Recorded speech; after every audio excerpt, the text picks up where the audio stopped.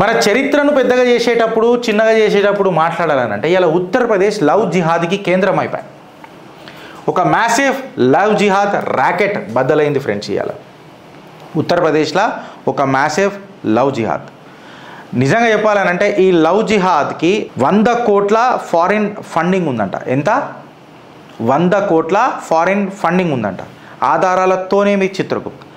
యోగి ఆదిత్యనాథ్ గారి నాయకత్వంలో భారతీయ జనతా పార్టీ సర్కార్ నేతృత్వంలో ఈ స్కామ్ బయటపడ్డది. లవ్ జిహాద్ అని అంటే మన ఆడబిడ్డలను ఈ లవ్ జిహాద్ ట్రాప్లకు తీసుకొని వచ్చి వాళ్ళ జీవితాలు నాశనం పట్టించి వాళ్ళని వాళ్ళ జీవితాలు ఎట్లుంటాయో మీకు నేను సపరేట్గా చెప్పనక్కర్లేదు, మీ అందరికీ తెలిసిందే. దీనికి ఒక బడ్జెట్ పెట్టుకొని నడుపుతున్నారు వీళ్ళు. అంటే వీళ్ళ దగ్గర ఎంత పురుషత్ ఉన్నది చూడు. వీళ్ళ దాంట్లో గరీబీ ఏడు ఉన్నది చెప్పు. వీళ్ళకు బీసీ రిజర్వేషన్ ఎందుకు చెప్పు. ఇప్పుడు 100 కోట్లు పెట్టి పక్క ఉన్న మతస్థులను వీళ్ళు లవ్ జిహాద్ ట్రాప్లకు తీసుకురానికే దానం చేసుకొని 100 కోట్లు వీళ్ళు మత పెద్దలు ఇస్తున్నారు అని అంటే వీళ్ళ దగ్గర బడ్జెట్ మంచిగానే ఉన్నది కదా. బలిసి కొట్టుకుంటున్న వాళ్ళు చాలామంది ఉన్నారు కదా. మళ్ళీ బలిసి కొట్టుకున్న వాళ్ళకు మనకు బడ్జెట్లు అవసరమా? వీళ్ళకు బీసీ రిజర్వేషన్లు అవసరమా? ఈ అపీజ్మెంట్ పాలిటిక్స్ దేశంలో ఎన్ని రోజులు నడుస్తారు అని చెప్పి మాట్లాడితే UP Uttar Pradesh anti terrorism squad ఏదైతుందో మొహమ్మద్ జమాలుద్దీన్ ఇంకా నస్రీన్ అనే ఈ యువతిని అరెస్ట్ చేశారు. వీళ్ళు దీన్ని ఏమంటారు, ఫోర్స్డ్ రిలీజియస్ కన్వర్సేషన్ చేస్తున్నారు. 100 కోట్ల బడ్జెట్ ఉన్నది. వీళ్ళు ఎట్లా పెట్టిరంట తెలుసా? 100 కోట్లు 15 లక్షల నుంచి 16 లక్షలు ఒక బ్రాహ్మణ్ అమ్మాయిని పటాంచి లవ్ జిహాద్లకు నూగితే 15 నుంచి 16 లక్షలు అంట. అదే ఒక క్షత్రియ కులానికి చెందిన మహిళను ట్రాప్ చేస్తే 10 లక్షల నుంచి 12 లక్షలు అంట. ఇక మీరు డిసైడ్ అయ్యారు ఫ్రెండ్స్.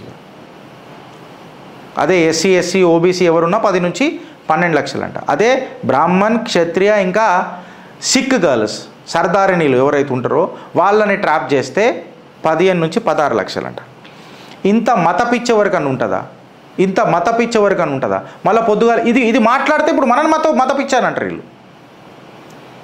నేను జరుగుతున్న రాక్షసత్వాన్ని ముంగటికి పరిచయం చేస్తున్నా. ఇది పరిచయం చేయనికే కూడా వీళ్ళకి ఇది ప్రాబ్లం అయింది, మతతత్వం అని అంటారు. మళ్ళీ మీరు చేసేది ఎక్కడ సంసార తత్వం అవుతుందో నాకు చెప్పుర్రా భయ్. ఇక్కడ మా హిందూ ఆడబిడ్డల జీవితాలు సంకనాకుతుంటే ఆడొకడు తపస్య కాలేజీలలో హిజాబ్ ఇప్పిస్తూ ఉంటాడు. మనం సిగ్గు తప్పిన పేరెంట్స్మే ఆడ రూపాయి అది ఇస్తారని చెప్పి అక్కడ జాయిన్ చేపిస్తాం. దానికి ఆ తపస్య కాలేజ్ మంచిది అని చెప్పి కొంతమంది సిగ్గు తప్పిన వాళ్ళు మనకు ఫోన్లు చేసి చెప్తారు, వత్తాసు వలుకుతుంటారు. ఈ కాళ్ళకు మన హిందువులే నాయకుల లెక్క చలామణి అవుతుంటారు కొంతమంది. మళ్ళీ వాళ్ళు కూడా కొంతమంది ఇంజనీరింగ్ కాలేజీలు నడుపుతుంటారు వేరే దగ్గర. వాళ్ళ కాలేజీలలో కూడా పెద్ద పెద్ద పంచాయతీలు అవుతుంటాయి.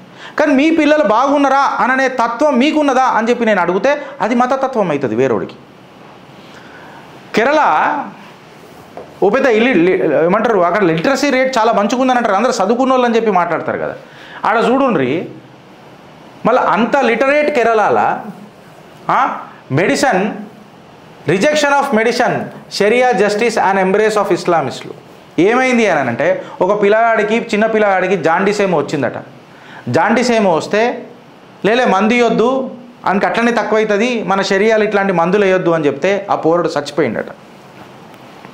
మళ్ళీ ఇది పిచ్చి కాదా? ఓ నిండు ప్రాణం పోతే పోగొట్టుకున్న తల్లిని అడిగితే తెలుస్తుంది, పోగొట్టుకున్న ఆ కన్న పేగును అడిగితే తెలుస్తుంది.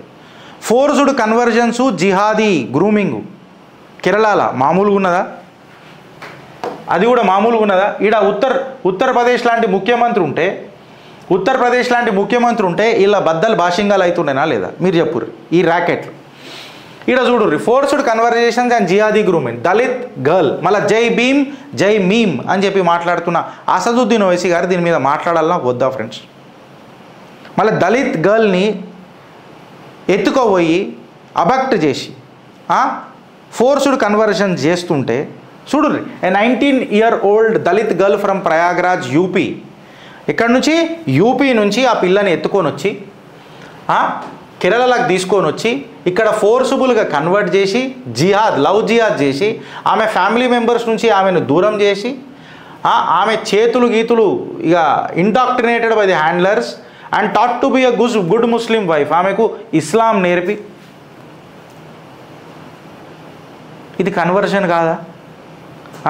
Kerala has become a hub of love జిహాద్.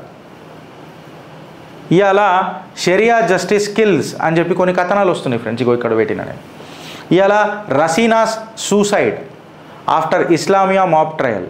ఆమె ఎవరితోనో చాట్ చేసిందని చెప్పి షరియా లా ప్రకారము ఆమెని కొట్టి రాళ్లతో కొట్టి చంపి ఆమె అవమానానికి భరించలేక ఇవాళ సూసైడ్ చేసుకున్నది వాస్తవమా కాదా? పిఎఫ్ఐ బ్యాన్ అని తెలిసినాక కూడా భారతదేశంలో ఇట్లాంటి కథ కార్ఖానాలు నడుస్తున్నాయని అంటే దీనికి ఏ రకంగా చెక్ పెడదామని చెప్పి చెప్తున్నా. ఇప్పుడు మన ప్రభుత్వాలు ఉన్నాయి, మళ్ళీ మన ప్రభుత్వాలు గడివిక్తున్నాయా అని చెప్పి నేను అడుగుతున్నా. సెంట్రల్ గవర్నమెంట్లో మన వాళ్ళు ఉన్నారు. పిఎఫ్ఐ బ్యాన్ అయి ఉన్నది. బెంగాల్లో పొలిటికల్ కిల్లింగ్స్ జరుగుతున్నాయి. ఇది చిన్న ఆశ, మీరు చేయకపోతే ఇంకెవ్వరు చేస్తారు అననే కోపం, ప్రేమ కూడా మీరు కాకపోతే ఇంకెవరు చేస్తారు అని మళ్ళా ఫోర్స్డ్ కన్వర్జన్ చేసి రసీనాని ఈ రకంగా చంపి షరియాలా ఇంప్లిమెంట్ చేసిన ఒక పసి కూనని చంపుకున్నారు జాండీస్ వస్తే. దాని తర్వాత ఇప్పుడు రసీనాని. దీనికి కథ ఏంది అని చెప్పి నేను మాట్లాడుతున్నా. నేను మాట్లాడుతుంది ఆధారాలతోనే మాట్లాడతా ఫ్రెండ్స్. ఇక్కడ చూడండి. Science rejected child dies, Islamic parents say no to medicine. In a shocking incident 1 year old child died of jaundice after Muslim parents rejected modern medical care. మరి అసదుద్దీన్ ఓవైసీ దీని మీద ఏం మాట్లాడతాడు? అసదుద్దీన్ ఓవైసీ దీని మీద ఏం మాట్లాడతాడు అంటున్నా. జమాతే ఇస్లామే ఇలా కాంగ్రెస్ పార్టీకి సపోర్ట్ చేస్తుంది కేరళలో. మళ్ళీ కాంగ్రెస్ పార్టీ ఏమని మాట్లాడుతుంది అని అడుగుతున్నా నేను. ప్రియాంక వాడ్రా గాంధీ గారు ఈ తల్లికి తన బిడ్డని ఇయ్యగలుగుతుందా అని చెప్పి చెప్తున్నా. రసీనా తల్లిదండ్రులకు న్యాయం చేయగలుగుతుందా అని చెప్పి మాట్లాడుతున్నా. ఉత్తరప్రదేశ్ నుంచి ఒక దళిత్ గర్ల్ని తీసుకొని వచ్చినప్పుడు జితనా ఆబాదీ ఉతనా హక్ అని చెప్పి మీ రాహుల్ గాంధీ ప్రతిసారి మాట్లాడుతూ ఉంటాడు కదా, మళ్ళీ దాని మీద మీరు ఏమైనా చేస్తారా అని చెప్పి నేను అడుగుతున్నా.